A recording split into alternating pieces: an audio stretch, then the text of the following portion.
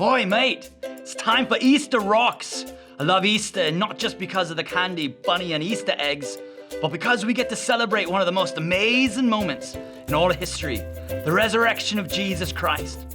What's a resurrection, you ask? That simply means that someone who was once dead ain't dead anymore. And that's exactly what happened with Jesus. I know this for a fact because I was there and I saw it all. Happened nearly 2,000 years ago, but I remember it like it was yesterday. There it was, Passover, a time of great celebration in the city of Jerusalem, the capital of Israel. Crowds of people were pouring into the city to get ready for the Passover celebration.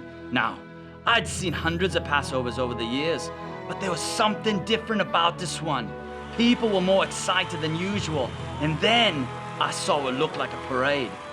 But there weren't any floats or marching bands. In fact, it was just one man, riding on a donkey, followed by 12 ordinary-looking blokes. But people were flocking to him, laying palm branches and even their coats on the road in front of him, welcoming him like he was a king. But it wasn't just any king. It was Jesus, the Savior of the world. Amazing, isn't it? Soon, the parade ended and people went about their own business. I really didn't see much else happening until late Thursday night. Jesus, the same guy who I'd seen riding into town on a donkey earlier in the week, he was praying in a nearby garden.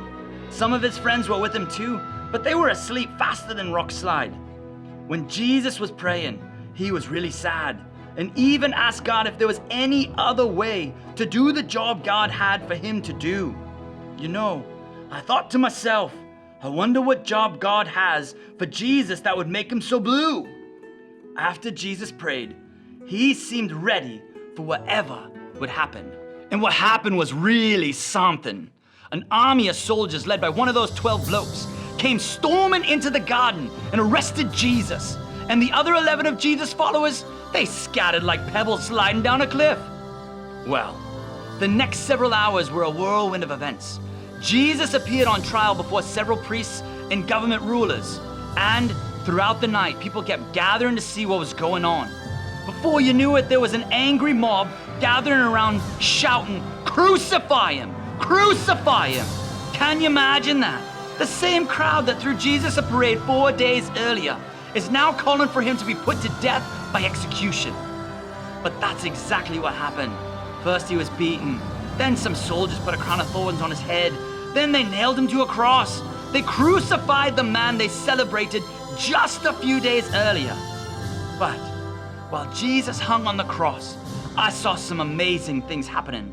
First, it got completely dark in the middle of the daytime.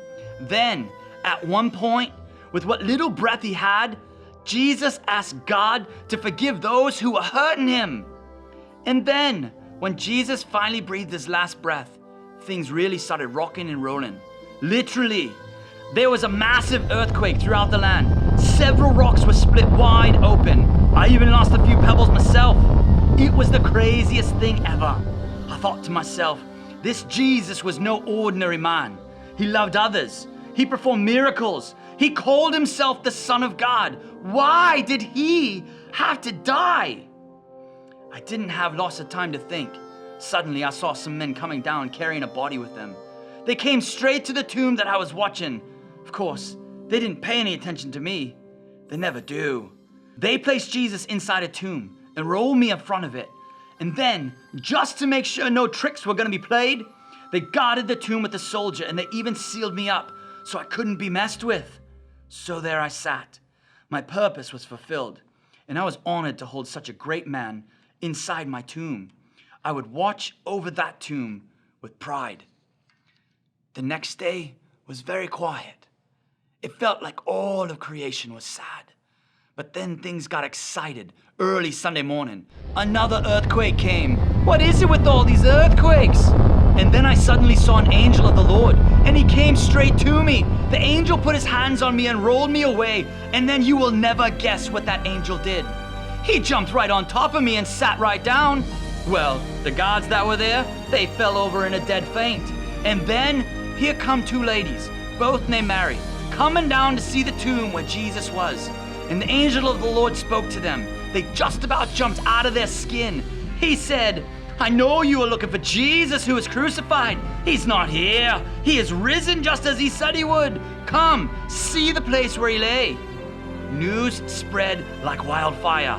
He is risen. My tomb was empty because Jesus was alive.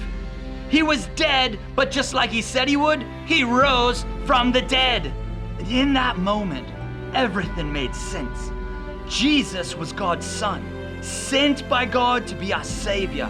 Jesus truly was and is today the Savior of the world.